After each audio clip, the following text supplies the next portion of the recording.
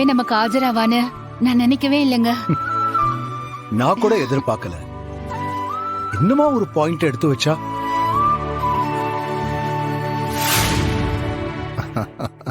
சரி, மாயா தான் வாதிட போறான்னு உங்க எல்லாருக்கும் முன்னாடியே தெரிஞ்சும் ஏன் எனக்கு சொல்லல? எல்லாம் சர்ப்ரைஸ் தான். நீ கரஸ்ல படிச்சேன்னு தெரியும், ஆனா திடீர்னு இப்படி லாயரா வந்து நிப்பேன்னு நான் நினைக்கவே இல்லை.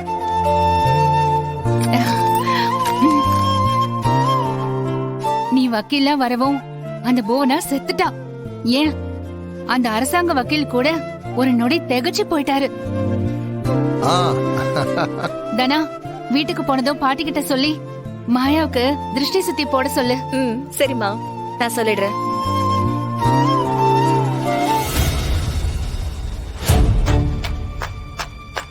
மாயா, வக்கீல ஆஜரானதும் உச்சி குளிந்து போயிருக்கீங்க போல இருக்கு.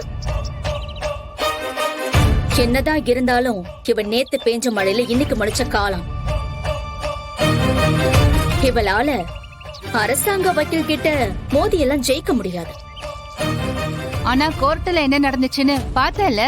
3 நாள் இல்ல, 3 மாசம் டைம் கொடுத்தாலும் எந்த ஒரு ஆதாரத்தையும் சாட்சியும் இவளால திரட்ட முடியாது. எங்களுக்கு 3 நாள்லாம் தேவையில்லம்மா. நாங்க ஏற்கனவே களத்துல இறங்கி வேலை பார்க்க ஆரம்பிச்சிட்டோம். அடுத்த கேஸ் நடக்கும்போது மாயா யாருன்னு உனக்கு காட்டுவா. மாயாவை நம்பி களத்துல இறங்குறதும் மண்குதிரைய நம்பி குளத்துல இறங்குறதும் ஒண்ணுதான். நான் தலைவி ஆயிடக்கூடாதுன்னு உன் பொண்டாட்டிய ஜெயிக்க வச்சு தலைவி ஆக்குன. இப்போ அதோட விளைவு 2 பேரும் ஜெயில உட்கார்ந்திருக்கீங்க.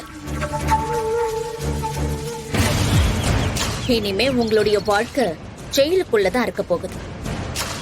உன்னால உன் பொண்டாட்டிக்கு வந்த நிலைமைய பாத்தியா? ஏய், இப்ப எதுக்கு இதெல்லாம் பேசிக்கிட்டு இருக்க? எதுக்குன்னு சொல்றேன்.